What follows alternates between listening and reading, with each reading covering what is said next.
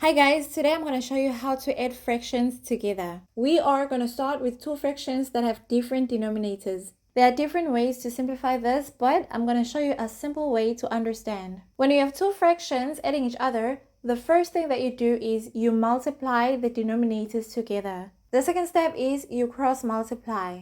Basically, these are the two things that combine these two fractions. 3 multiplied by 2 is 6. When we cross multiply, we start with these two. So 4 multiplied by 2 is 8, plus 3 multiplied by 5 is 15. Now at this point, you add whatever you have on the numerator and divide it by the denominator.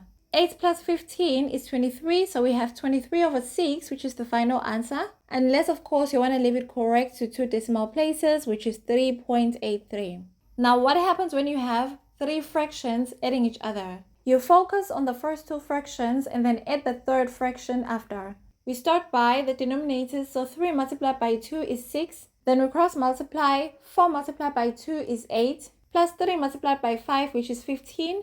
These two give us 23. Now we have two fractions. Again, we start by the denominators. 6 multiplied by 8 is 48. Then we cross multiply. 23 multiplied by 8 is 184. Plus 6 multiplied by 7 is 42. Then we add everything that is on the numerator together. So 184 plus 42 is 226.